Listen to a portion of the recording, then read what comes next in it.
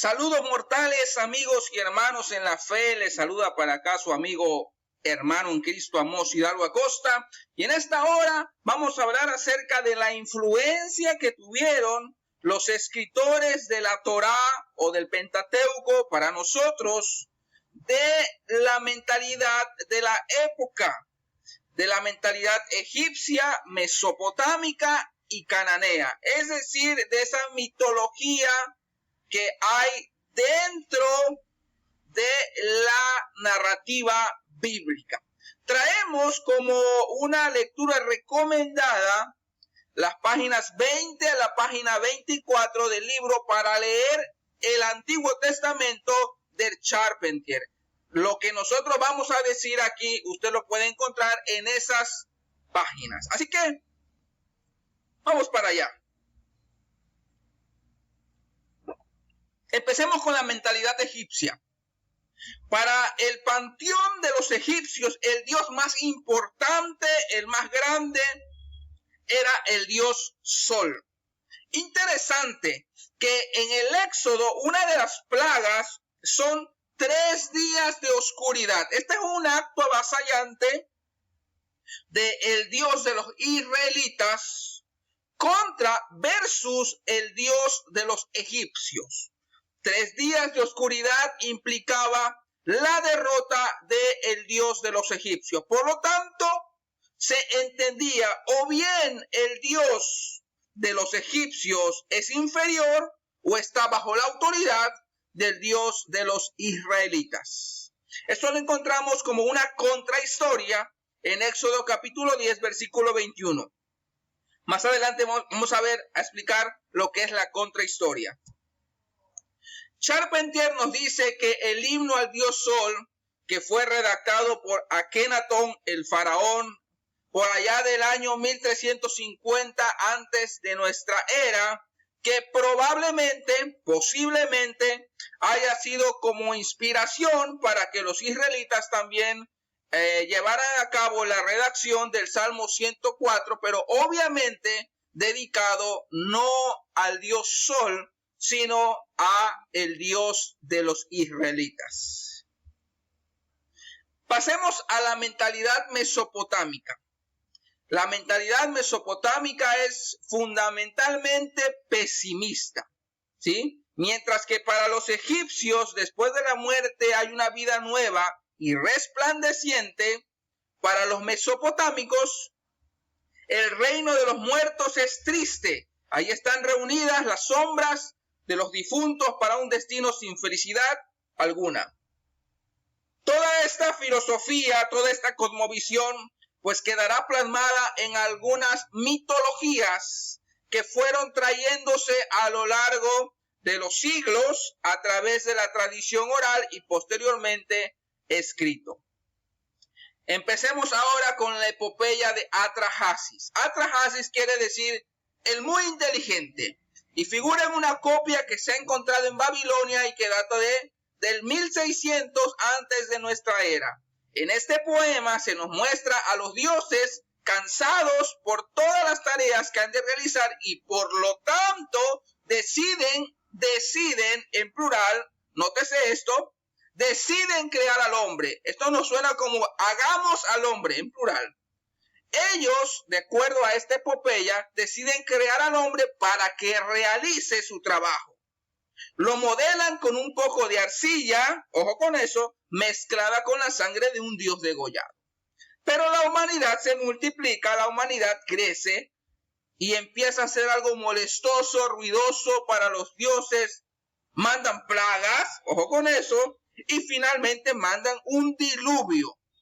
No obstante, el dios Ea avisa a un hombre para que construya una barca donde aloja a su familia y una pareja de todos los animales. Interesante.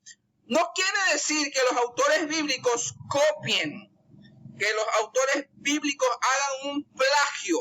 No, recordemos que para la época no existe la ciencia. Lo que existe para explicar estos fenómenos y todas estas razones existenciales, todas estas preguntas, es a través de la mitología. Es algo serio. La mitología para ellos no son cuentos de hadas, no son fábulas, sino que es la forma que ellos tienen con la cual explican la realidad a su alrededor. Así que los escritores bíblicos toman muy en serio la mitología, muy en serio. Y lo que hacen es tomar todo esto que está allí a su alrededor como cosmovisión y lo filtran a través de una lente teológico y le dan un sentido totalmente diferente. De la epopeya de Atrahasis, pues obviamente encontramos el paralelo de Noé y el diluvio, y también de la narrativa de la creación del hombre, que fue creado por barro, al igual que arcilla en esta historia. También encontramos las plagas que los dioses mandan y el diluvio. Obviamente en el Génesis también se nos dice que el diluvio es mandado por Dios, y precisamente porque Dios ya estaba cansado de el hombre. Incluso hasta se menciona que Dios posiblemente se arrepintió de haber creado al hombre. Ojo con eso. Vamos ahora a hablar acerca del poema de Enuma Elish. Enuma Elish quiere decir cuando en lo alto. Es también muy antiguo. En su forma actual debió redactarse hacia el año 1100 antes de nuestra era. Al comienzo de todo, ojo con esto, hay dos principios, aguas y abismo. Esto nos lleva a Génesis capítulo 1, versículo 2. Lo primero que encontramos es aguas y abismo. Es decir, que el autor del Génesis está relacionado y familiarizado con toda esta mitología. Lo filtra teológicamente y le da otro sentido. La contrahistoria la encontramos en Génesis capítulo 1, versículo 2. Tenemos la epopeya de Gilgamesh. Es sin duda la más célebre de las obras de la antigua Mesopotamia, nacida en Sumer, se fue desarrollando durante más de un milenio en Asiria y en Babilonia. El héroe de Sumer, Gilgamesh, se hace insoportable a los dioses. Con su orgullo suscitan contra él a un rival, Enkidu, un monstruo que vive entre las bestias, humanizado. Sin embargo, por una mujer se hace amigo de Gilgamesh y los dos realizan grandes hazañas. Un día muere Enkidu y Gilgamesh descubre la crueldad de la muerte y parte en busca de la inmortalidad. El héroe del diluvio le da el secreto de la planta de la vida a Gilgamesh y este logra apoderarse de la planta de la vida, pero una serpiente se la roba y por lo tanto Gilgamesh tiene que resignarse a morir. Interesante. Obviamente también encontramos paralelos de esta mitología, mucho más antigua que el Génesis, en la narrativa del Génesis. Encontramos el diluvio, encontramos el árbol de la vida, encontramos la serpiente, pero también encontramos esta explicación, porque esta obra trata de explicar esta fragilidad del ser humano, de la muerte y la inmortalidad. Y todo esto lo encontramos en el Génesis. El Génesis describe cómo la muerte aparece, pero como fruto, como consecuencia de la separación del hombre para con Dios. Y por lo tanto, el hombre también queda separado de la inmortalidad que representaba el árbol de la vida que estaba a su alcance. Y por lo tanto, el hombre tiene que resignarse también a morir. También aparece una serpiente, pero la serpiente en el Génesis no es la que ganó, no es la que robó nada, sino por el contrario, aparece castigada y supeditada a la autoridad de el Dios de los israelitas. Vamos con el pensamiento cananeo. El pensamiento cananeo es mejor conocido desde que en el año 129 se descubrió la biblioteca de la ciudad de Ugarit, la actual Ras Shamra en Siria. El dios principal de los cananeos se llama El y es presentado muchas veces bajo la forma de un toro. Interesante. La contrahistoria obviamente la encontramos en Éxodo capítulo 32. Sin embargo, uno de los nombres de Dios en la Biblia es Elohim, que es el plural majestático de Él, exactamente. La religión cananea rinde culto a las fuerzas de la naturaleza divinizadas. Baal, dios del huracán y de la lluvia, llamado a veces jinete de las nubes. Y es interesante que en los Salmos, capítulo 68, se menciona que es Yahvé el que cabalga sobre las nubes. Interesante.